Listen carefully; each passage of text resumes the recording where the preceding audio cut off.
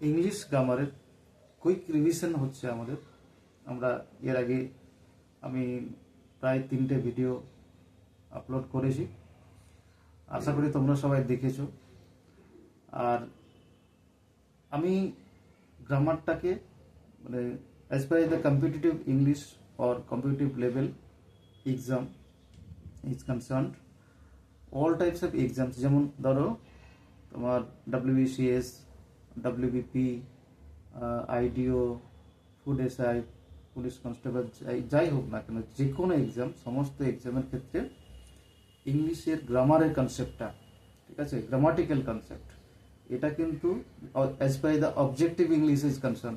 কারণ অবজেক্টিভ ইংলিশটা এটা থাকছে যেমন ওয়ান লাইনার কোশ্চেন, তোমাদের অপশন দেওয়া থাকবে, একটা কোশ্চেন আবার তার মধ্যে 4টি অপশন থাকবে, তোমাদেরকে কি করতে হবে, ওই শিটে গোল সার্কেল করতে হবে, এটা সার্কেল করতে হবে, এটাই হচ্ছে তোমাদের।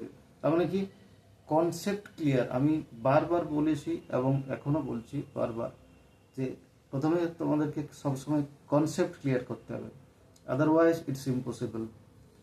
If you want to score full marks, চেষ্টা করতে হবে যে ফুল মার্কস পেলে খুবই ভালো, যদি না পাও 10, যেমন ধরো তোমাদের আপকামিং যে এক্সামটা আছে খুব কাছে, মানে খুব তার মানে কি বলবো 30 তারিখ, মানে আর সময় নেই, একদম সময় নেই, 1 সপ্তাহ মতো।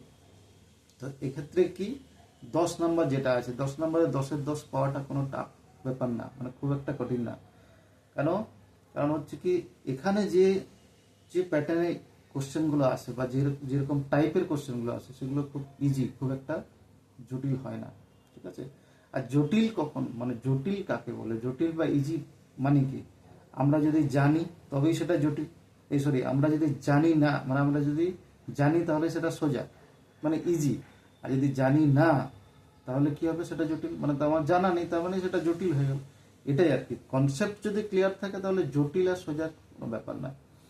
ওকে, কনসেপ্ট ক্লিয়ার করতে হবে আর প্র্যাকটিস করতে হবে। আমি আলোচনাটা যেভাবে করছি তাতে করে কি হয়, যারা মানে তোমরা এখন এক্সামিনের প্রিপারেশন নিচ্ছ, মানে আদার্স সাবজেক্টগুলো পড়তে হবে তার সঙ্গে ইংলিশটা, অতএব যাতে তোমরা এনার্জি পাও বা কি কি টপিক পড়বো, কোথা থেকে পড়বো, কিভাবে শুরু করতে হবে, তার প্রসেস কীরকম, সেইগুলোকে আমি তোমাদেরকে জাস্ট হেল্প করে দিচ্ছি।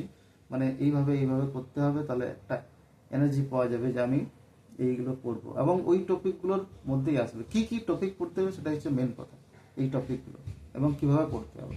ওকে, দেখো আগে প্রতি ভিডিওতেই আমি কিছু না কিছু কনসেপ্ট প্লাস তার সঙ্গে কি দিচ্ছি, কোশ্চেন এবং আনসার কিছু কিছু প্র্যাকটিস করাচ্ছি, বলে দিচ্ছি, এবং কোশ্চেন তার সঙ্গে কনসেপ্ট হচ্ছে। ভিডিওটা দেখো, আর তার সঙ্গে কি হবে, যে বইটা তোমার হাতের কাছে থাকবে, হয় PK দে সরকার, না হলে তোমার যে SP বক্সি, অথবা PC দাস, ঠিক আছে, জেসিন স্পিল্ড তো ইংলিশ ভার্সনের বই, ওটা এখন যারা বিগিনার্স তাদের ক্ষেত্রে একটু জটিল হবে, বা যারা জেনেছো অনেকটা ইংলিশটা কিছুটা জানো তাদের ক্ষেত্রে জেসিন স্পিলটা নো ডাউট ভালো, ঠিক আছে, একবারে ইন ডিটেলসে দেওয়া আছে। তো যাই হোক, হাতের কাছে যে বইটা থাকবে তোমার সেই বইটাকে একটু দেখে নেবে, ঠিক আছে। কারণ একটা ভিডিওর পক্ষে, এত কম সময়ের ভিডিওর পক্ষে সব কিছুর মানে লাইন বাই লাইন বা ডিটেলসে বলাটা সম্ভব না, আমি জাস্ট টাচ দিয়ে দিচ্ছি যে এই জিনিসগুলো দেখে যাবে, ঠিক আছে। ওকে, দেখো আজকে যেটা আমি আলোচনা করবো সেটা হচ্ছে আর্টিকেলস অ্যান্ড প্রিপোজিশন, যেটা সমস্ত এক্সামে থাকে। আর্টিকেলস অ্যান্ড প্রিপোজিশন আর একটা ফ্রেজাল ভার্বস, এগুলো প্রতিটা এক্সামেই দেয়, মোটামুটি দেবেই, দিতে দেখা যায়, প্রতিটা এক্সামের মধ্যেই এটা দেখা যায়। তো যাই হোক, আর্টিকেলস কি জিনিস, আর্টিকেলটা কি, যে আর্টিকেল 3টে থাকে, তো এ, অ্যান আর দি, ঠিক আছে। তো A and D এই 3টাকে আর্টিকেল বলা হচ্ছে। সেইগুলো কি কি, ওই দুটো পার্টে ভাগ করা হচ্ছে এই আর্টিকেলকে, ঠিক আছে। যেমন A আর N কে ইনডেফিনাইট, আর ডিটাকে ডেফিনাইট আর্টিকেল বলা হচ্ছে।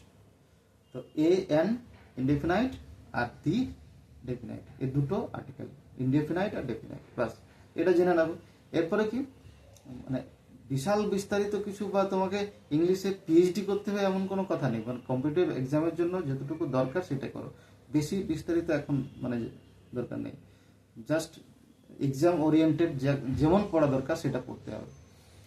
তো এরপর তোমার এ এন কোথায় বসে আর দি কোথায় বসে, মানে সেন্টেন্সে কোন জায়গাতে আমরা এই আর্টিকেলগুলোকে ব্যবহার করব, সেটাই এখন জানার বিষয়। অনেকেই জানো, কম বেশি অনেকেই জানো, জাস্ট কিছু টাচ দিয়ে দিচ্ছি, ঠিক আছে? এবং শোনো, দেখো এটা বেসিক্যালি মানে প্রথম যে নিয়ম, এ কোথায় বসে, যদি কোনো ওয়ার্ডের শেষে, ঠিক আছে, যদি কোনো ওয়ার্ডের আগে কনসোনেন্ট থাকে, লেটারটা ফার্স্ট লেটারটা যদি কনসোনেন্ট থাকে, তাহলে আমরা কি বসাই? এ বসাই, ঠিক আছে?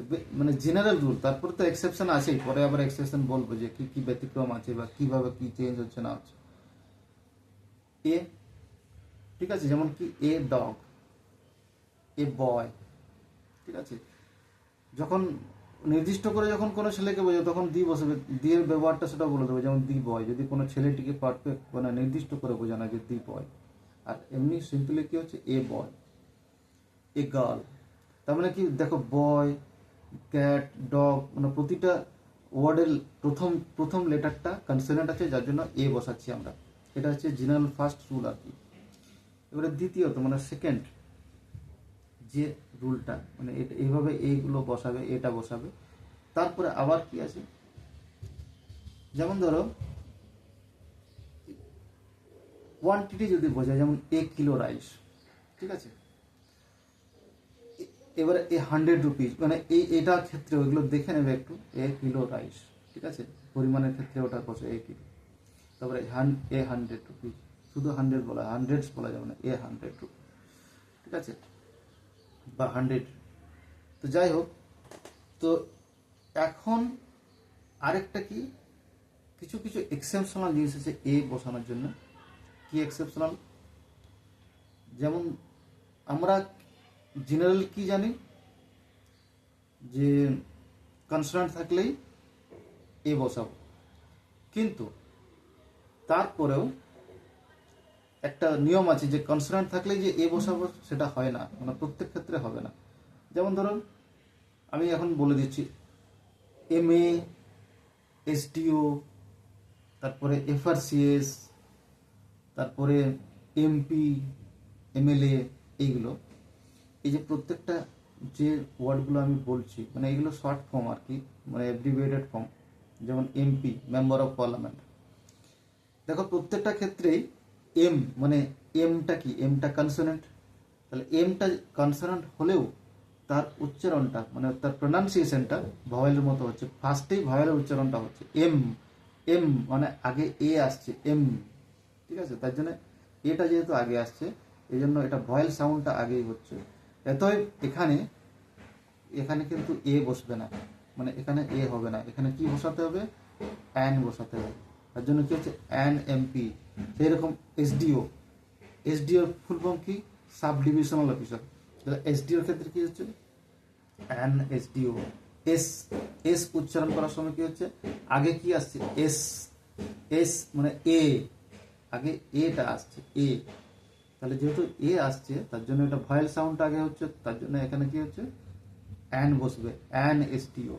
মানে কনসোনেন্ট আছে, মানে কনসোনেন্টটা আছে কিন্তু তার সাউন্ডটা ভয়েলের মতো হচ্ছে। যে কনসোনেন্ট সাউন্ড আগে ভয়েলের উচ্চারণ হচ্ছে, সে তখন সেটা কি হচ্ছে? এ না বসে সেখানে অ্যান বসবে। এগুলো হচ্ছে এক্সেপশন, ব্যতিক্রম। এবারে নেক্সট কি আছে, যেমন এমপি, ওটাও এম আসছে, এমটা আগে, তার মানে N MP, N SDO, N FRCS. F আমরা যখন এফ উচ্চারণ করি তার আগে এ আসছে, এন এফআরসিএস, ঠিক আছে? এন এমএলএ, মেম্বার অফ মানে legislative assembly, MLA, N MLA, এগুলো মনে রাখতে হবে। আচ্ছা, যেমন ইউরোপিয়ান। আর একটা কথা বলে দিচ্ছি, যদি ভয়েলের মানে ভয়েল সাউন্ড, ওটা ভয়েলের ক্ষেত্রে মানে যখন এ বসাচ্ছি ভয়েলের ক্ষেত্রে, এটা কনসোনেন্ট বলে একটা ভাওয়েল। ভয়েল সাউন্ড যদি ভয়েলের মতোই উচ্চারিত হয়, যেমন ধরো ইউ, ইউটা যদি ইউর মতোই উচ্চারিত হয়, ইটা যদি ইর মতোই উচ্চারিত হয়, মানে ওয়ার্ডে যে প্রোনাউন্সিয়েশনটা আছে সেটা সেম, মানে যে লেটারটার প্রোনাউন্সিয়েশন যেরকম ঠিক সেম প্রোনাউন্সিয়েশনে ওয়ার্ডটা উচ্চারিত হচ্ছে, তখন কি হবে, তখন কিন্তু সেটা মানে অ্যাকচুয়ালি কি বসা দরকার ছিল, ভাওয়েল থাকলে আমরা মানে এখন আগে বললাম যে ধরো কনসোনেন্ট থাকলে এ বসে, ঠিক সেরকম সেই রকম ভাবে ভাওয়েল থাকলে অ্যান বসবে। যেমন অ্যান ওল্ড ম্যান, ঠিক আছে, অ্যান আমব্রেলা, অ্যান অরেঞ্জ, ঠিক আছে, অ্যান অ্যাপেল। তা এইরকম মানে প্রত্যেকটা ওয়ার্ড যখন ফার্স্টে ভাওয়েল থাকবে তখন অ্যান বসবে। কিন্তু এটার এক্সেপশন যেটা বললাম আমি এখন বলছি, যদি ভাওয়েল সাউন্ড ভাওয়েলের মতোই উচ্চারিত হয় তাহলে তখন সেক্ষেত্রে ওটাও আবার ব্যতিক্রম, মানে কি এটা তখন অ্যানটা আর অ্যান থাকবে না, তখন এ হয়ে যাবে। যেমন ধরো ইউনিভার্স, যেমন ধরো ইউনিয়ন, ওকে, ইউনিয়ন, ইউর উচ্চারণটা কেমন হচ্ছে, ইউর মতোই হচ্ছে, ইউনিয়ন। তার জন্য কি হচ্ছে এখানে এ ইউনিয়ন হবে।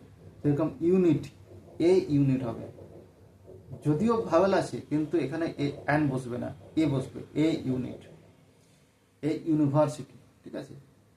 এ ইউনিকর্ন, ইউনিকর্ন মানে কি সেই ঘোড়ার মতো দেখতে, ঠিক আছে, বা একবারে মানে কি বলবো ঘোড়ার মতো, কিন্তু একটা জিনিস কি ওই মাথার উপরে একটা সিং আছে, ঠিক আছে, সোজা টাইপের, তো সেটাকে মানে ইউনিকর্ন বলা হয়। এটা জানো সবাই, দেখেছো, মানে দেখেছো বলতে কি মানে ছবিতে দেখেছো আর কি, বাস্তবে দেখেছো কিনা জানি না, ওগুলো তো বহুদিন আগের।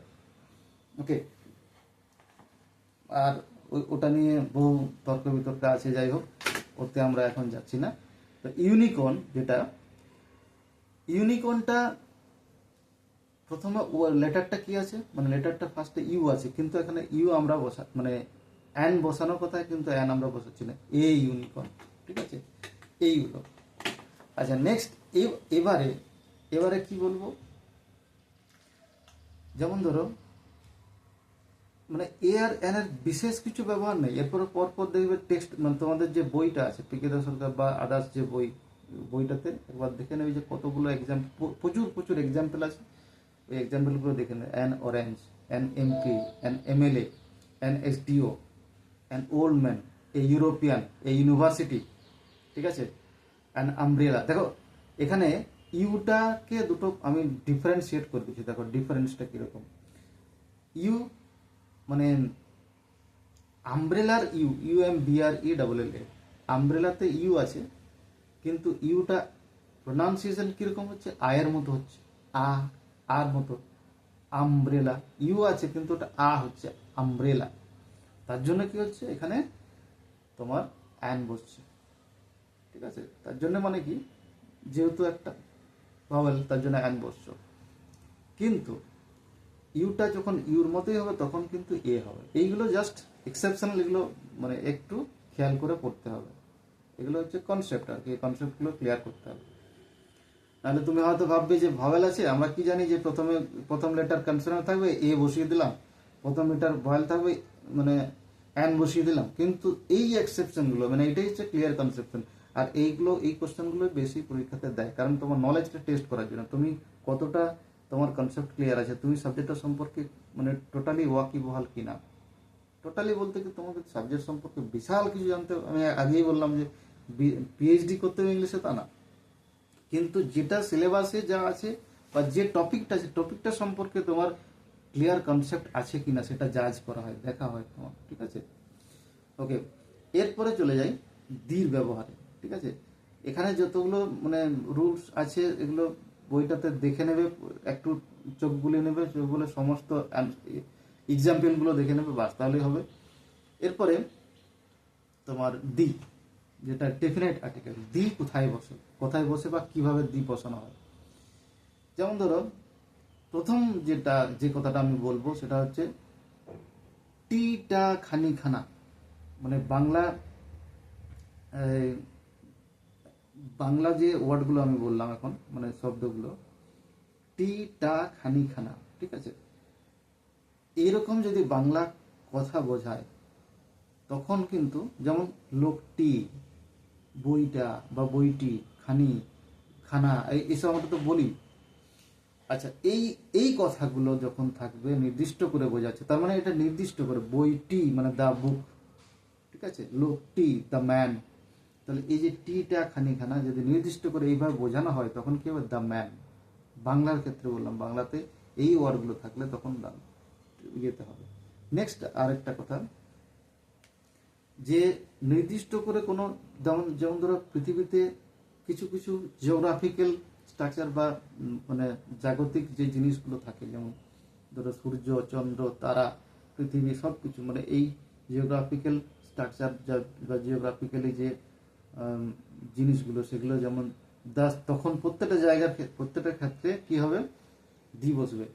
যেমন দি sun, the moon, the stars, ঠিক আছে, the earth, the sun, the moon, the stars, the earth, the planet, মানে কি এই সব কিছু ক্ষেত্রে দিয়া হবে, ঠিক আছে। আচ্ছা, এরপরে কি, ধর্মগ্রন্থ, বিভিন্ন ধরনের যে ধর্মগ্রন্থগুলো আছে, যেমন দি বাইবেল, দ্য গীতা, আমাদের হিন্দু ধর্মের কি, হিন্দু ধর্মের গীতা, দ্য গীতা, তারপরে দি মহাভারত, দি রামায়ণ, ঠিক আছে, দি রামায়ণ, দি মহাভারত, দি গীতা, দি কোরআন, দ্য বাইবেল, মানে এই যে যতগুলো বসছে, এই যতগুলো ধর্মগ্রন্থ আছে, ঠিক আছে, সবগুলোর ক্ষেত্রেই কিন্তু দি বসবে। নেক্সট আমরা চলে আসি নদী, বিভিন্ন নদী, নালা, পর্বতমালা, এইসব, দি গঙ্গা, দি ব্রহ্মপুত্র, দি যমুনা, দি গঙ্গা, ঠিক আছে। তারপরে পর্বতমালা, দি হিমালয়, ঠিক আছে, দি আরাবল্লী, এই যে এইরকম পর্বতমালা, সেক্ষেত্রে পর্বতের ক্ষেত্রেও দি বসছে। আচ্ছা, দি বসাবে তোমরা। এরপরে আবার কি আছে, যেমন ধরো কোনো ইয়ের ক্ষেত্রে, তোমার পত্রিকা, বিভিন্ন ধরনের যে ম্যাগাজিনস বা পত্রিকাগুলো থাকে, সেক্ষেত্রেও দি বসাবে। যেমন the statesman, the times of India, the telegraph, the economics times, the Hindustan times, এই যে এইগুলো সবগুলোই মানে প্রত্যেকটা পত্রিকার ক্ষেত্রে দি বসবে, পত্রিকা বা ম্যাগাজিন ক্ষেত্রে দি বসবে, মানে দি হবে। আর কি আবার আছে কি, যেমন ধরো আর কি থাকতে পারে, প্রচুর অনেক অনেক অনেক অনেক বলতে কি বেশ কয়েকটা 10-12টা মতো রুলস আছে, মানে কার ক্ষেত্রে কিভাবে কি বসবে না বসবে দি, সেগুলো একটু দেখে নেবে, এইভাবে পরপর হবে, ঠিক আছে। তো দিটাকে, যেমন ধরো ডিগ্রি চেঞ্জের ক্ষেত্রে, দেখো আমি কোশ্চেন যখন আলোচনা করছি, দেখো প্রত্যেকটা টপিককে ধরে ধরে যারা এক্সামিনাররা যখন কোশ্চেন সেটার যারা, তারা কোশ্চেনটা করে কিভাবে, যে প্রত্যেকটা জায়গা থেকে বা মানে কনসেপচুয়াল প্রতিটা এই টপিক থেকে কিছু না কিছু কোশ্চেন তুলে দেয়। যেমন এখানে দিটা আমরা এইরকম কতগুলো রুলস জানলাম, 10-12টা যা আছে সেগুলো জেনে নিলাম, কিন্তু তার মধ্যে আবার কোন একটা সেন্টেন্স দিল, সেখানে দেখবে ওই আর্টিকেল প্রিপোজিশন নয়, ওই দিটা কিন্তু ওই ডিগ্রি চেঞ্জের ক্ষেত্রে দিয়ে দেওয়া হয়েছে। তার জন্য ডিগ্রিটা যখন আমি আলোচনা করেছিলাম, দেখবে বলেছিলাম যে ডিগ্রি কটা আছে, 3টে, পজিটিভ ডিগ্রি, কম্পারেটিভ ডিগ্রি আর সুপারলেটিভ ডিগ্রি। পজিটিভ ডিগ্রি হচ্ছে সিম্পল যেটা অ্যাডজেক্টিভ, তার 3টে রূপ, তাহলে পজিটিভে অ্যাডজেক্টিভটা থাকবে, তার কম্পারেটিভে কি হবে, অ্যাডজেক্টিভের সঙ্গে ইয়ার যোগ হবে। আচ্ছা, যেমন টল, টলার, টলেস্ট, আর সুপারলেটিভে কি হবে, ইএসটি যোগ হবে। তাহলে কি মানে এই তখন কি সেটা সুপারলেটিভ হচ্ছে, এটা জেনারেল রুল। এরপরে ব্যতিক্রম, সবারই এক্সেপশন আছে, ব্যতিক্রম আছে। আর এবারে একটা কথা মাথায় রাখতে হবে, সেটা আগেও আমি বলেছি, এখনো বলছি, সুপারলেটিভ ডিগ্রির আগে দি বসাবে। যেমন দি tallest, the highest, the smallest, ঠিক আছে। তাহলে কি সুপারলেটিভ ডিগ্রির আগে দি বসাতে হবে, আর কম্পারেটিভ ডিগ্রির পরে দেন বসবে। Taller than, bigger than, higher than, smaller than, ঠিক আছে, এরকম এই এই জিনিসগুলো খেয়াল রাখতে হবে। তাহলে এ এন দি আর্টিকেল আর প্রিপোজিশন। প্রিপোজিশন তো প্রচুর আছে, প্রচুর প্রিপোজিশন। প্রিপোজিশন সম্পর্কে মানে কি বলবো, বললে শেষ হবে না, প্রচুর প্রিপোজিশন আছে। কিন্তু প্রিপোজিশন মানে কি, প্রি অর্থাৎ পূর্বে, আর পজিশন মানে অবস্থান, পূর্বে যার অবস্থান তাকে প্রিপোজিশন বলা হয়, ঠিক আছে। যেমন এগুলো দিক বা অবস্থানটাকে আমরা মানে জানবো, সেটাই হচ্ছে প্রিপোজিশনের ব্যবহার। যেমন ধরো অন, একটা মানে প্রিপোজিশন বললাম, অন, ইন, আফটার, এরকম দেখবে প্রায় 50-52টা মতো প্রিপোজিশন আছে, ঠিক আছে। কাউন্ট করে মানে যে বইয়ে যেরকম দেওয়া আছে কিন্তু ওই রকমই হবে, 52-53 এরকম টোটাল এতগুলো প্রিপোজিশন আছে। তো যেমন অন মানে উপরে, টেবিলের উপরে বইটি আছে, তাহলে কি হবে, the book is on the table. On উপরের অনেকগুলো ইংরেজি আছে, শুধুমাত্র যে এই অন মানে শুধু টেবিলের উপরেই থাকছে সেটাই অন মানে উপরে, এটা না। উপরে বোঝাতে বিভিন্ন সময় বিভিন্ন রকম ওয়ার্ড হয়, কারণ বিভিন্ন রকম প্রিপোজিশন হয়। যেমন ধরো যদি নাগালের মধ্যে থাকে, যেমন অন দ্য টেবিল বা অন দ্য ডেস্ক, তো যাই হোক ওটা যদি নাগালের মধ্যে থাকে মানে হাতের নাগালের মধ্যে, মানে তুমি সেটাকে রিচ করতে পারছো, তখন কিন্তু সেটা কি হবে, তখন অন হবে, উপরে বোঝাতে। যদি সেটা নাগালের বাইরে হয়, যেমন ফ্যানটা কি হচ্ছে আমাদের মাথার উপরে, মানে the fan is hanging over our head, আমার মাথার উপরে ফ্যানটা আছে বা ফ্যানটা মাথার উপরে ঘুরছে, তাহলে কি সেটা আমাদের নাগালের বাইরে। ফ্যানটা এইভাবে হাত বাড়ালে কি ফ্যানটা আমরা করবো, মানে টাচ করতে পারবো না, কারণ এত কাছে ফ্যানটা রাখা হয় না। তাহলে কি হচ্ছে, নাগালের বাইরে কিন্তু এটাকে চেষ্টা করলে নাগাল পাবো, ঠিক আছে, রিচ করতে পারবো, চেষ্টা করলে রিচ করতে পারবো। কারণ কি সিঁড়ি মানে মই দিয়ে বা সিঁড়ি দিয়ে যাই হোক উঠলে আমরা সেটা পাবো, সেটা পেতে পারি, তার টাচ পাবো। কিন্তু তারও উপরে যদি থাকে তখন ওই এই যে এই নাগালের মানে নাগালের বাইরে যেটা হচ্ছে তখন কি হবে, ওভার, ঠিক আছে, the fan is over our head. তাহলে প্রথমে অন হলো, তারপর ওভার হলো, ওভার আওয়ার হেড। এরপরে যখন আবার উপরে হবে, যেমন আবার উপরে কি আছে যেটাকে রিচ করা যায় না, মানে সহজে আর কি, সহজে বলতে ধরো যেমন চাঁদ, সূর্যের কাছে তুমি যেতে পারবে। তো যাই হোক সেটা মানে বিজ্ঞানের আলাদা জিনিস, ওটা আমরা এখন আসছি না, কারণ ওটা অনেক উপর, বা ওটাকে ওই সেই এত উপরে বোঝালে তখন কি হবে, ওই উপরে অ্যাবাভ, অ্যাবাভ মানে ওপরে, তখন সেই উপরে তিনটের মানেই হচ্ছে উপরে, অন মানে উপরে, ওভার মানে উপরে, আর অ্যাবাভ মানে উপরে। কিন্তু তিনটের অবস্থাটা বোঝার চেষ্টা করো, মানে কোথায় কোথায় থাকলে কি, কোন ওয়ার্ডগুলো, কোন প্রিপারেশনগুলো অ্যাপ্রোপ্রিয়েট হবে তখন। তাহলে কি হবে, the moon is over our head, তারপরে the sun is over our head, মানে আমাদের মাথার আকাশ আমাদের মাথার উপরে, আমাদের মাথার উপর, তার মানে কি ওভার আওয়ার হেড, সব ওগুলো সব ওভার হবে, সান, মুন, স্টার সব ওভার, ঠিক আছে। তখন অন বলা চলবে না, on our head, the moon is on our head, এটা কিন্তু পুরো ভুল ইংলিশ, ঠিক আছে, ভুল কনসেপ্ট। আচ্ছা নেক্সট, এবারে নিচের দিকে চলে যাচ্ছি। নিচেরও 2-3টা ইংলিশ আছে এরকম, ঠিক আছে। যদি আন্ডার মানে নিচে, যখন আবার বেশি নিচে হয়ে যাবে তখন বিলো বা বিনেথ, এইগুলো জেনে নিতে হবে। বিলো মানেও নিচে, আন্ডার মানেও নিচে, বিনেথ মানেও নিচে। অনেক যদি নিচে হয় তখন বিলো হচ্ছে, ঠিক আছে, তারপরে বিনেথ হচ্ছে, এইগুলো। আর আন্ডার মানে নিচে, সিম্পলি যেগুলো রিচের মধ্যে থাকে, রিচ করতে। নেক্সট এবারে চলে যাচ্ছি পাশে, সাইড হচ্ছে কি, বিসাইড মানে পাশে, ঠিক আছে। যদি আড়াআড়ি ভাবে মানে এপার থেকে ওপারে চলে যায় তখন কি অ্যাক্রস হয়ে যাবে, তখন ওই ওয়ার্ডটা অ্যাক্রস মানে আড়াআড়ি ভাবে, ঠিক আছে। নিয়ার মানে নিকটে, ঠিক আছে। ফার মানে দূরে, মানে এই অবস্থান মানে পজিশন মানে কি অবস্থান, প্রিপজিশন মানে পূর্বে যার অবস্থান, একটা ওয়ার্ডের পূর্বে অবস্থানটা দিচ্ছে, পূর্বে যার অবস্থান, এইগুলো। তারপরে আন্ডার তো বললাম। বিফোর মানে আগে, আর আফটার মানে পরে। এই আগে প্রিপোজিশনের ওয়ার্ডগুলো জেনে নিতে হবে যে কোনটার মানেটা কি, ঠিক আছে। সেইভাবে এবার সেন্টেন্সে সেটাকে তোমার বুঝে নিতে হবে যে সেন্টেন্সে এটা কোনটা আসবে, ঠিক আছে। এমন তোমাকে এটা মানে এরকম ভাবে প্রিপারেশন নেওয়া চলবে না যে যতগুলো প্রিপোজিশন আছে তার প্রিপোজিশন মানেটাই আমি জানি না। যদি মানেটা না জানো তাহলে তুমি প্রিপোজিশনটা বসাবে কি করে, সেন্টেন্সটা তুমি মেকিং করবে কি করে, তাহলে এটা জানতে হবে, ঠিক আছে। এরপরে প্রিপোজিশন অনেক আছে বললাম, প্রিপোজিশন বাদ দিয়েও আরেকটা জিনিস জানতে হয়, সেটা হচ্ছে অ্যাপ্রোপ্রিয়েট প্রিপোজিশন। মানে প্রিপোজিশনের দুটো পার্ট যদি ভাগ করি আমরা, একটা হচ্ছে প্রিপোজিশন আর একটা হচ্ছে অ্যাপ্রোপ্রিয়েট প্রিপোজিশন। সেটা কিন্তু ওয়ার্ডের পরে বসবে, ঠিক আছে। যেমন কনসিস্ট অফ মানে গঠিত হওয়া, ঠিক আছে, কনসিস্ট অফ। তারপরে ক্যাপেবল অফ, তাহলে এই যে দেখো কনসিস্টের পর অফ বসালাম, ক্যাপেবলের পর অফ বসালাম, তাহলে এইগুলো কি ক্যাপেবলের পর অফ বসবে, মানে এগুলো হচ্ছে অ্যাপ্রোপ্রিয়েট প্রিপোজিশন। কনসিস্টের পর অফ বসছে, এইগুলো কিছু কিছু জিনিস আছে, যদিও বলছি যে গ্রামার মুখস্থ করা জিনিস নয়, কিন্তু এই জায়গাগুলো তোমাদেরকে মুখস্থ করে নিতে হবে। প্রচুর প্রচুর অ্যাপ্রোপ্রিয়েশন আছে, প্রত্যেকটা বইয়ে দেখবে আছে, বইতে যে কোনো বই কিছু কিছু জিনিস মুখস্থ করে, যেমন কনসিস্ট অফ, ক্যাপেবল অফ, এইগুলো জাস্ট পড়ে নিতে হবে। সেম অ্যাজ যেমন রেগুলার ভাব যেগুলো আছে, ঠিক আছে, যেমন ধরো do did done, catch caught caught, bring brought brought, fight fought fought, Singh স্যাং সাং, তারপরে বাই বট বট, ঠিক আছে, তারপরে গুড বেটার বেস্ট।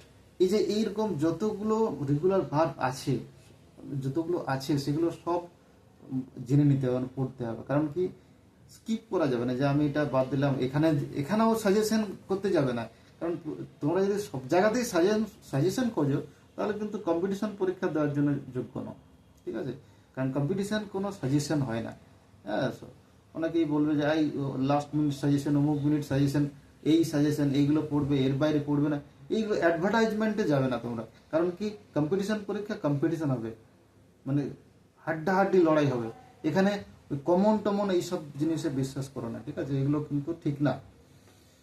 ওকে, নেক্সট এবারে যেটাকে বললাম ফ্রেজাল ভার্ব, একটা ভিডিওতে মানে অনেক বড় হয়ে যায় আর সব কিছু বলা যায় না, তার জন্য পার্ট পার্ট করে আমি ভিডিও করছি, ভিডিওগুলোকে দেখে নেবে পুরো একবারে প্রথম থেকে লাস্ট পর্যন্ত স্কিপ না করে, ঠিক আছে। আর পারো তো লাইক শেয়ার করে দেবে, ঠিক আছে। ওকে, নেক্সট এবারে যেটা বললাম যে যেটা ফ্রেজাল ভার্ব, ফ্রেজাল ভার্বটা কি?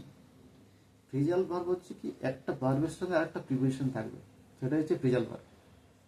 ভার্বের সঙ্গে আরেকটা প্রিপোজিশন থাকবে। তো একবারে সিম্পলি বোঝার চেষ্টা করো, বেশি মানে বিস্তারিত ডেফিনেশন করে মাথা হ্যাং করে কোনো লাভ নেই, কত কিছু না, জাস্ট সিম্পলি বুঝতে হবে, ঠিক আছে। বইয়ে তো অনেক কিছুই লেখা থাকে, অনেক কিছু থাকে, কিন্তু সব কিছু দরকার নেই মানে এত হ্যাং করার কোনো দরকার নেই। যেটা তুমি পরীক্ষায় যেভাবে মানে এক্সাম ওরিয়েন্টেড পড়তে হবে তোমাকে, সেটাই আমি আগেই বলেছি যে এখন তুমি পিএইচডি করছো না, জাস্ট কম্পিটিশন পরীক্ষা দিচ্ছ, ঠিক আছে। যে পিএইচডি করছো, তোমাকে থিসিস পেপার লিখতে হবে, সবকিছু, ওই সব কিছু দরকার নেই, ঠিক আছে। আচ্ছা, যে ফ্রেজাল ভার্ব কি বললাম, যে একটা ভার্বের সঙ্গে একটা প্রিপোজিশন, যেমন আন্ডারস্ট্যান্ডের ফ্রেজাল ভার্ব কি হবে? Make out, understand, make out. তাহলে মেকটা ভার্ব, তার সঙ্গে কি বসছে? প্রিপোজিশন আউট বসেছে, মেক আউট, তাহলে understand, make out. Tolerate, put up with, তারপরে রিড, গো থ্রু। মানে আমি যে প্রথমে যেটা বলছি সেটা হচ্ছে একটা ওয়ার্ড, মানে ওয়ার্ড বলতে কি একটা মানে এটাকে ফ্রেজাল ভার্ব করতে হবে, এই ওয়ার্ডটা দেওয়া থাকবে, সেই ওয়ার্ডটা ফ্রেজাল ভার্ব করতে হবে, তখন সেই ফ্রেজাল ভার্বটা সেম মিনিং, দুটোই সেম মানে, এটা ওয়ার্ডটা যেটা বলছি সেটাও যা মানে, আর ওটাও তাও সেই একই মানে হবে, দুটো মানে ফ্রেজাল ভার্ব হচ্ছে ওটা। তাহলে কি, আন্ডারস্ট্যান্ড কি হলো? Make out. Recover, come round. Tolerate, put up with.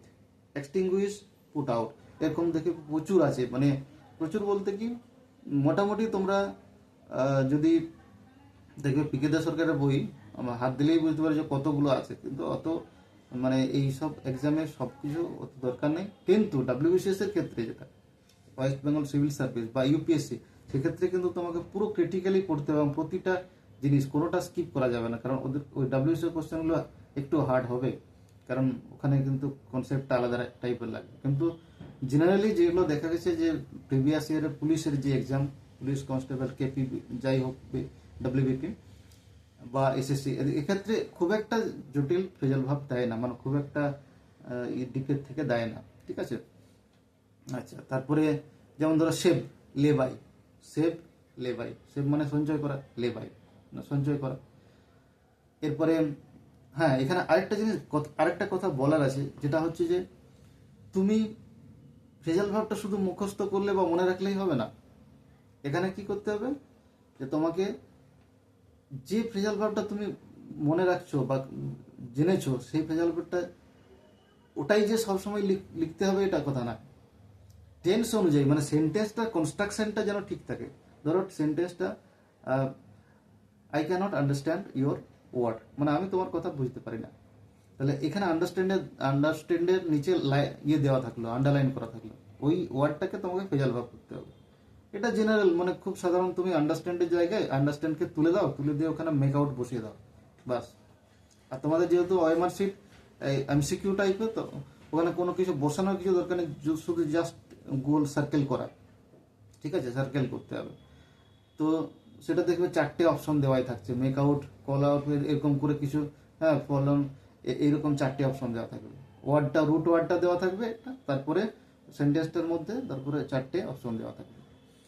তো ওটা সঠিকটা বসিয়ে দিলে, হ্যাঁ। এবারে কিছু কিছু ক্ষেত্রে যেমন সেন্টেন্সে ধরো আন্ডারস্ট্যান্ড না থেকে আন্ডারস্ট্যান্ডিং থাকলো, ঠিক আছে, কন্টিনিউয়াস টেন্সে থাকলো হয়তো, বা কি বলবো, রিকভার না থেকে রিকভারিং থাকলো, আইএনজি থাকলো, ঠিক আছে। তারপরে এইরকম কিছু, মানে আমি জাস্ট বলতে চাইছি যে ওয়ার্ডটার সঙ্গে আইএনজি থাকছে, মানে এইরকম একটা সেন্টেন্স দিল, তখন ওটাকে আন্ডারলাইন করা থাকলো, তখন তোমার কি করতে হবে, বা ওইটাকে ইন্ডিকেট করছে যে এটাকে ফেল ভাব করো, সেন্টেন্সটাকে কভার করতে হবে, যে ফেল ভাবটা দিয়ে সেন্টেন্সটা কমপ্লিট করো। তখন তোমাকে কিন্তু ওই শুধু মেক আউট দিলে হবে না, শুধু কল আপ দিলে হবে না, ঠিক আছে। যদি রিমেম্বার থাকে তখন মানে, তো যদি রিমেম্বারিং মানে বা কল আন্ডারস্ট্যান্ডিং আইএনজি থাকে, মানে জাস্ট আমি এক্সাম্পলটাই বলছি, মানে ওয়ার্ডটা এক্সাম্পল দেওয়ার জন্য বলছি আর কি, আইএনজি থাকে, তখন কিন্তু রিমেম্বারের ইয়ে কি, রিমেম্বারের ফেজাল ভাব কি, কল আপ, তাহলে কল আপটা তখন কি হবে, কলিং আপ হয়ে যাবে, ঠিক আছে। আন্ডারস্ট্যান্ড যখন মেক আপটা তখন মেকিং আপ হয়ে যাবে, যখন আন্ডারস্ট্যান্ডিং থাকছে তখন কি হবে, মেকিং আপ হয়ে যাবে। কারণ চেঞ্জটা হবে কোথায়, ভাবটাতে, মানে প্রিপোজিশনটাই আইএনজি যোগ হবে, তখন এই ওয়ার্ডটার সঙ্গে আইএনজি যোগ করতে হবে, কিন্তু প্রিপোজিশনের সঙ্গে আইএনজি যোগ করবে না, যোগটা করতে হবে ভাবটার সঙ্গে, আন্ডারস্ট্যান্ড মেক আউট, মেকের সঙ্গে আইএনজি করবে, আউটটা আউটেই থাকবে, মেক আউট, সেটা মেকিং আউট। এখানে রিকভার, কলিং আপ, এই কল আপ, রিকভার না, রিকভার কি হচ্ছে, আন্ডারস্ট্যান্ড মেক আউট, আচ্ছা। তারপরে কি বলে, রিমেম্বার, রিমেম্বার কি হচ্ছে, কল আপ, কলিং আপ, তখন রিকভার, কাম রাউন্ড, ঠিক আছে। যদি রিকভারিং থাকে তখন কি হবে, কামিং রাউন্ড হবে, এটা বোঝার চেষ্টা করবে, ঠিক আছে। মানে আবার টেন্সটাকে ফলো রাখতে হবে।